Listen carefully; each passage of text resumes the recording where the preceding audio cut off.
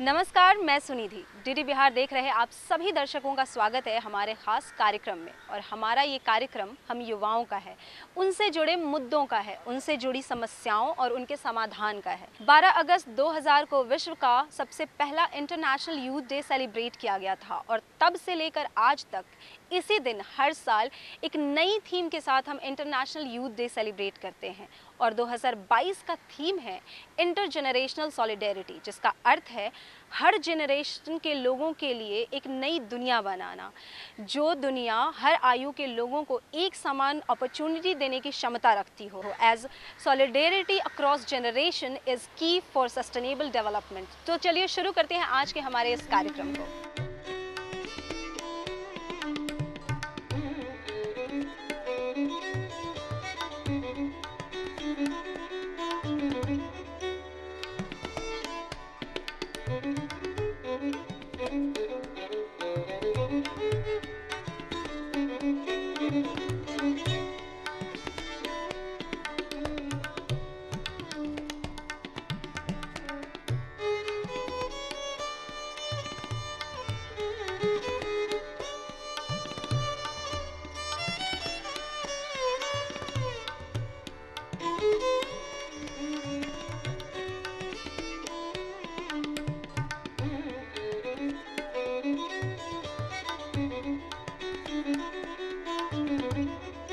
और हम मौजूद हैं पटना कॉलेज के कैंपस में युवाओं के दिन, युवाओं के विषय में युवाओं से बातचीत करने। तो चलिए शुरू करते हैं हमारे कार्यक्रम को।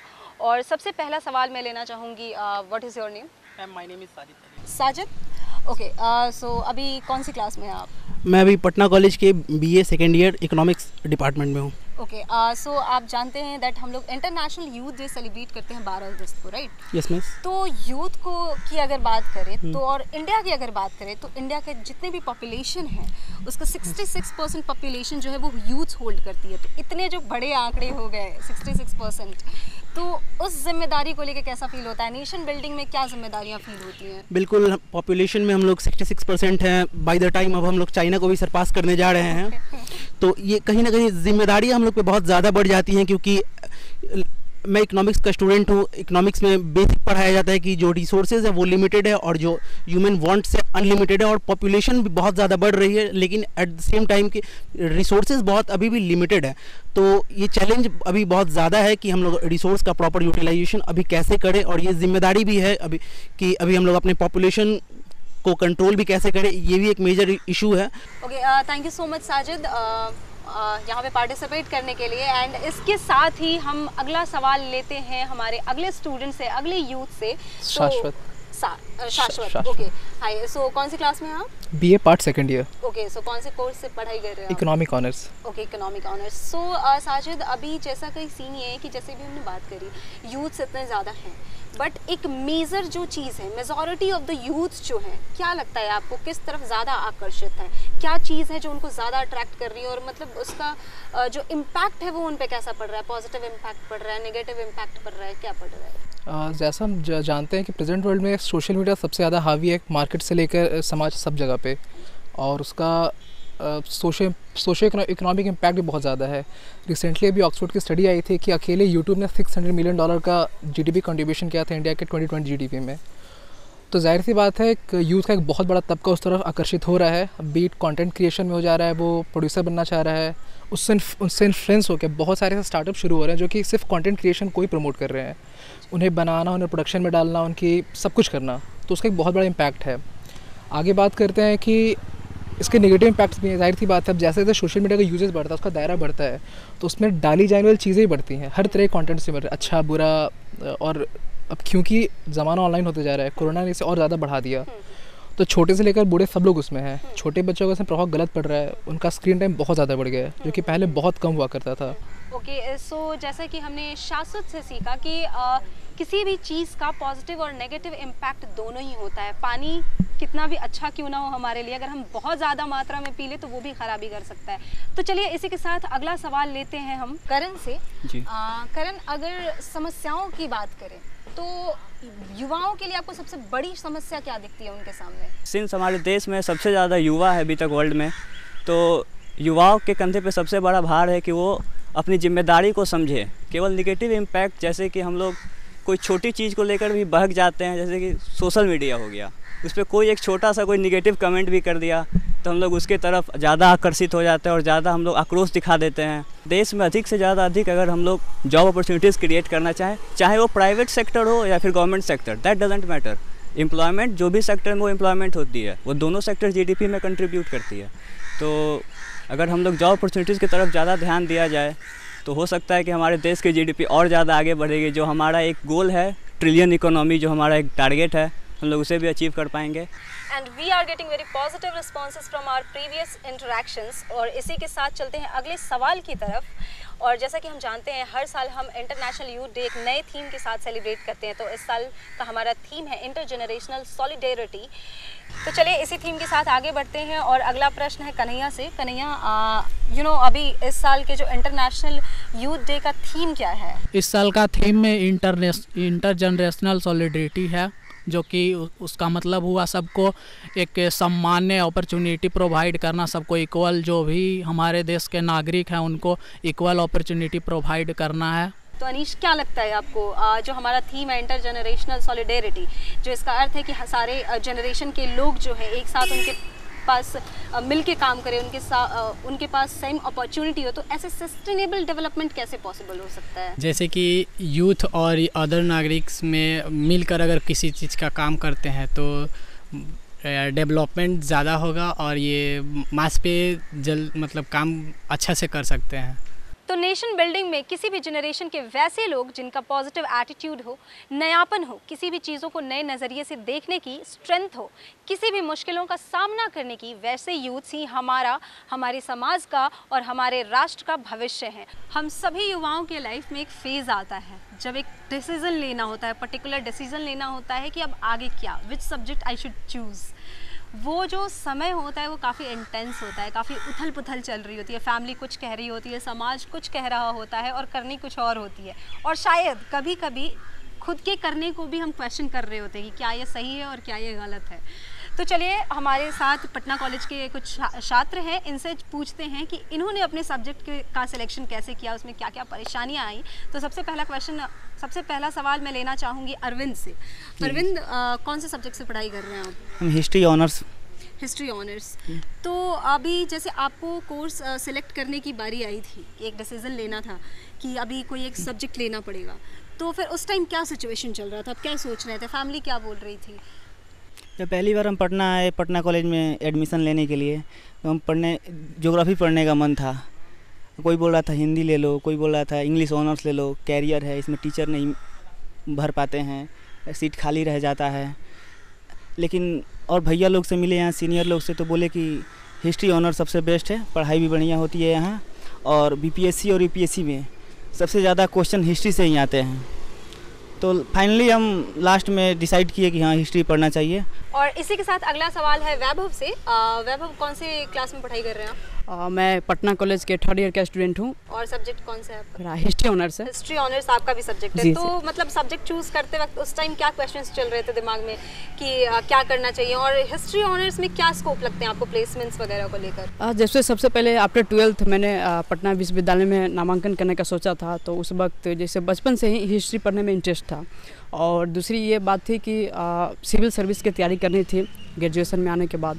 तो मैंने देखा कि जो मतलब बड़े बड़े जो फैकल्टीज होते हैं, एक्सपर्ट होते हैं, वो बताते हैं कि ग्रेजुएशन में या ऑप्शनल जो भी जैसे यूपीएससी हमको करना है, तो उस सब्जेक्ट को ऑप्शनल रखनी चाहिए जिस पे कमांड हो, यानी इंटरेस्ट हो। तो मेरा शुरू से बचपन से ही हिस्ट्री में रहा था, तो इसी सिलसिले में मैंने पटना विश्वविद्यालय में हिस्ट्री ऑनर्स में स्नातक।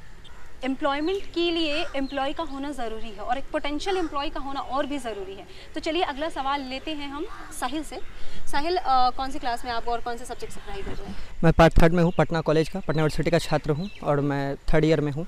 आपका सब्जेक्ट कौन सा है? मेरा सब्जेक्ट भी हिस्ट्री ही है। तो आप क्या कहना चाहेंगे एज अ यूथ, आप युवाओं को क्या कहना चाहेंगे कि कैसे आप एक पोटेंशियल एम्प्लॉय खुद को साबित कर सकते हैं कि मैं काफ़ी हूँ आप कहीं काम करने के लिए, मैंने जो फील्ड सेलेक्ट करा है उस फील्ड से काम करने के लिए या उस फील्ड में आगे बढ़ने के लिए मैं पोटेंशियल हूँ। एम्प्लॉय की बात रही तो ग्रुप डिस्कशन और सेल्फ स्टडी ये बहुत ज़रूरी है हम लोग के लिए आज के टाइम में, जो अधिकतर लोग नहीं कर पाते हैं। और सब लगे रहते हैं कि हमको एक बेस्ट टीचर चाहिए, तो ऐसा नहीं, आप सेल्फ स्टडी, अच्छे बुक्स अवेलेबल है हम लोग के पास, आप गूगल है, तो ये सब काम साथ लेके कर सकते हैं, ऐसा बात नहीं कि नहीं कर सकते। और इसी के साथ चलते हैं अगले सवाल की तरफ, और अगला सवाल हम लेंगे कौशिक से। तो जैसे कि हम जानते हैं पढ़ाई लिखाई ज़रूरी है, बहुत ही ज़्यादा ज़रूरी है, लेकिन इसके साथ ही, पढ़ाई के साथ ही हमें पर्सनालिटी डेवलपमेंट की भी काफ़ी ज़रूरत होती है, क्योंकि जब हम कंपटीशन में जाएं तो हम औरों से अलग कैसे दिखें। तो कौशिक क्या कहना चाहेंगे, पर्सनालिटी डेवलपमेंट के लिए किन बातों का ध्यान रखना चाहिए? सबसे पहले बात है कि व्यक्तित्व विकास के लिए जो हमारा विषय है जिस पे हम अपना ऑनर्स कर रहे हैं या 12th या 10th में किए थे, उस पर अच्छी जानकारी होना चाहिए, और समाज में जो चल रहा है, सोसाइटी में या देश में जो चल रहा है, उसके बारे में करंट में अपना जानकारी रखें। और इसी के साथ अगला सवाल लेना चाहूँगी मैं अमर से। अमर, कौन सी क्लास में आप और कौन से सब्जेक्ट से पढ़ाई कर रहे हैं? मैं अभी पार्ट 3 का स्टूडेंट हूँ, मेरा ऑनर्स पेपर हिस्ट्री सब्जेक्ट है। ओके, सो जैसे कि मैंने बोला कि कोर्स क्लैशेस हो जाते हैं कभी कभी, जैसे कोई सब्जेक्ट लोगों ने सेलेक्ट कर लिया, बच्चों ने सेलेक्ट कर लिया, और फिर लगता है कि अरे यार ये तो नहीं करना था। तो आपके साथ ऐसा हुआ है कभी?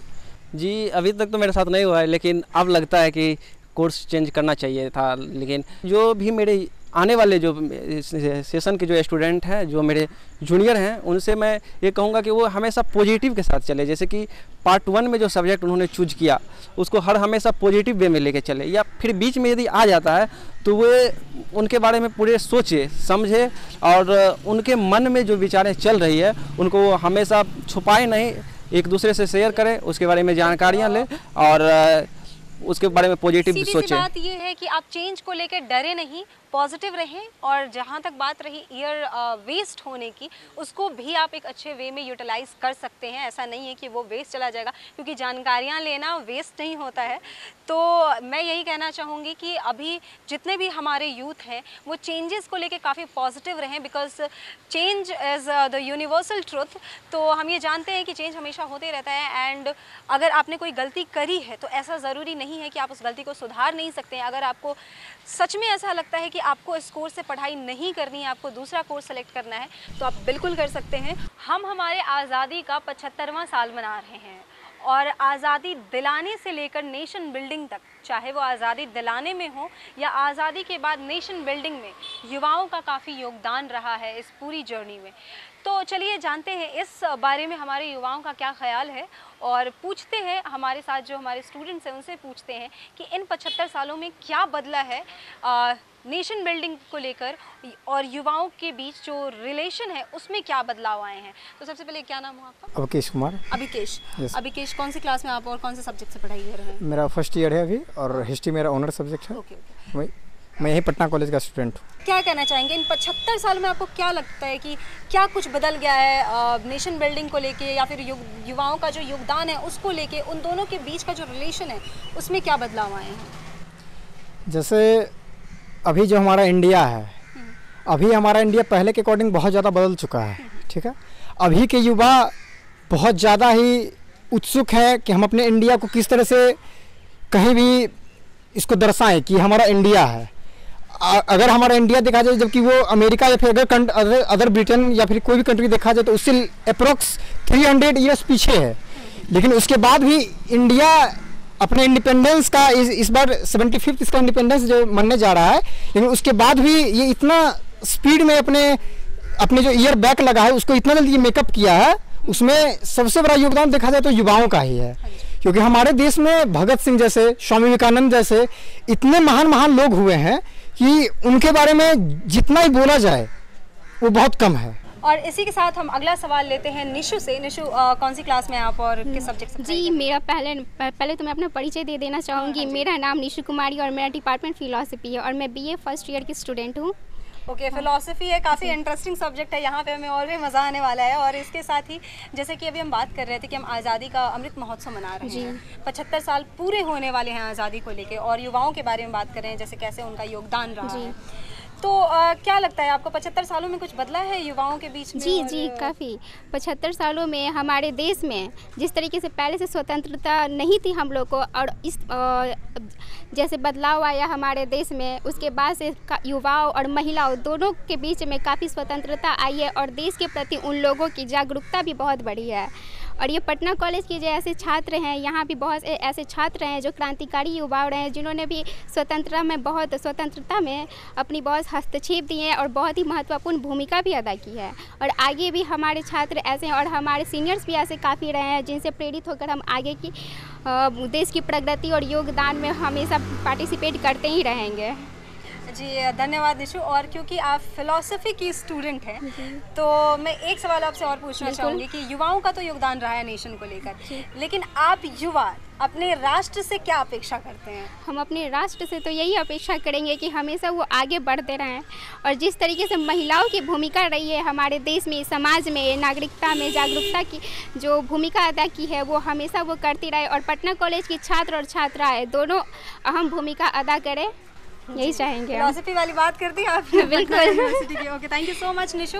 और हमने पटना कॉलेज के स्टूडेंट से अभी बातचीत की है इंटरनेशनल यूथ डे के ऊपर और काफ़ी हमने सीरियस टॉपिक्स पे भी बात करी है। हमने इंटरनेशनल यूथ डे के थीम पे बात करी है, हमने सब्जेक्ट्स को लेके बात करी है, एम्प्लॉयमेंट को लेके बात करी है, काफ़ी सारी बातें करी हैं। और इसके साथ ही चाहूँगी कुछ लाइट बातें भी हो जाएँ क्योंकि पढ़ाई तो ज़रूरी है ही, उसके साथ साथ हमें ज़रूरी है हमारा इंटरेस्ट, जो हमारी हॉबीज़ होती है, इंटरेस्ट होते हैं। तो चलिए शुरू करते हैं, पूछते हैं हमारे युवाओं से। हमारे साथ कुछ युवा यहाँ जुड़े हुए हैं, उनसे पूछते हैं और जानते हैं कि क्या आखिर प्रचलित है आजकल हमारे युवाओं में। तो सबसे पहला सवाल मैं लेना चाहूँगी, क्या नाम हो आपका? मेरा नाम भास्कर कुमार है। भास्कर, आप कौन से अभी सब्जेक्ट से पढ़ाई कर रहे हैं? इतिहास विभाग के छात्र हूँ, तृतीय वर्ष का। जी, और पढ़ाई तो आप कर रहे हैं लेकिन इसके साथ में आपकी हॉबीज़ क्या है, इंटरेस्ट क्या है आपके? अभी इंटरेस्ट मेरा साहित्य की ओर बहुत बढ़ गया है। मैं प्रेमचंद्र जी हैं, रामधारी सिंह दिनकर जी हैं, फणीश्वर नाथ रेणु जी हैं, बहुत सारे साहित्यकार हैं, उनका बुक मुझे पढ़ने में बहुत ज़्यादा इंटरेस्ट आ रहा है और उनकी उपन्यास कहानियाँ बहुत ज़्यादा थोड़ा इतिहास से रुचि हट के हिंदी साहित्य की ओर बढ़ता जा रहा है। और इसी के साथ अगला सवाल लेते हैं अभिषेक से। अभिषेक, आप कौन से सब्जेक्ट के स्टूडेंट हैं?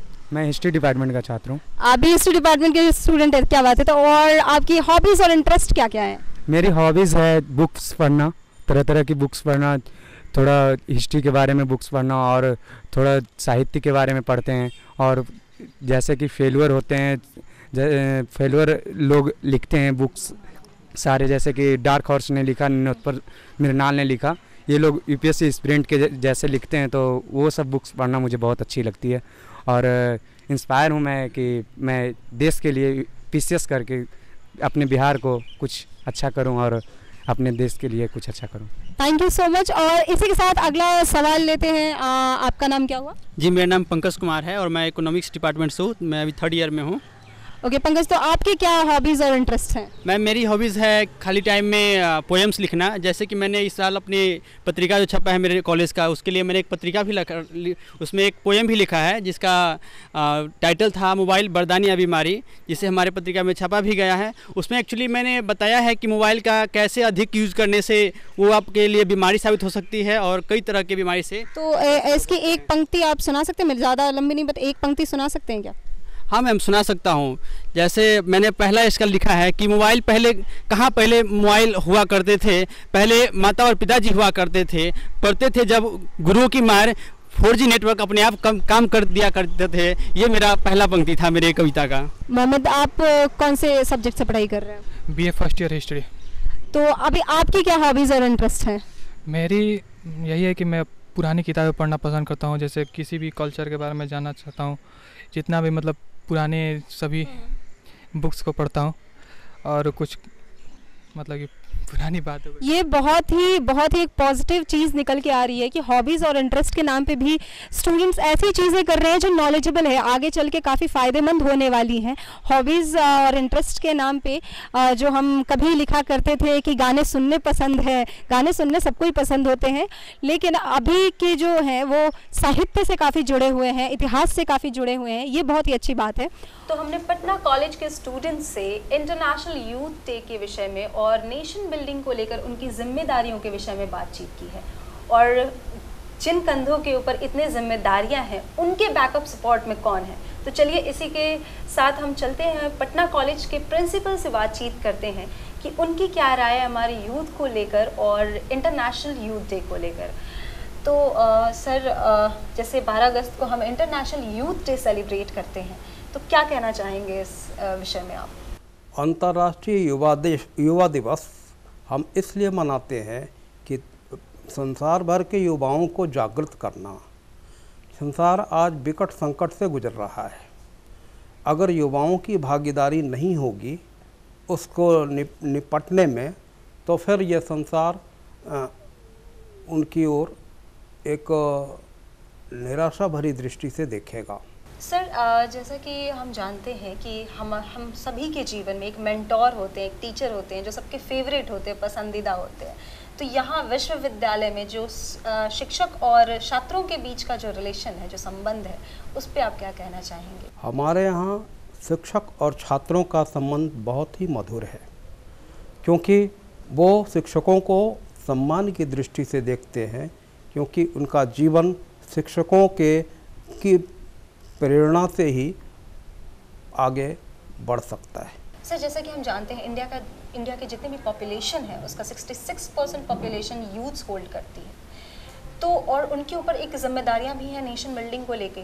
तो उसमें हमारा जो फ़र्ज़ बनता है, हम बड़ों का जो फ़र्ज़ बनता है, वो क्या फ़र्ज़ बनता है, इसको लेके आप युवाओं को क्या मैसेज देना चाहेंगे कि इस जिम्मेदारी को वो किस तरीके से निभा सकते हैं सही तरीके से? जो आज बड़े हैं वो कभी पहले वो युवा थे और उन्होंने अपने जीवन में उतार चढ़ाव को देखा है। अपने अनुभव को वो बांटना चाहेंगे युवाओं से, ताकि वो उनका उचित मार्गदर्शन कर सकें, क्योंकि जिम्मेवारी युवाओं पर काफ़ी अधिक है।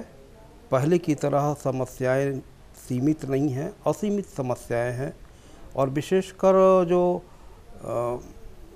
नशाखोरी की जो समस्याएं हैं, पूरे विश्व में है, उस संदर्भ में उनको प्रेरित करना परम आवश्यक है। और इसके साथ ही चलते हैं, अभी इस सेगमेंट को ख़त्म करते हैं। And international youth day celebrate कर रहे थे हम, तो एक साथ हम लोग विश करते हैं आप सभी लोगों को। Come on, happy international youth day.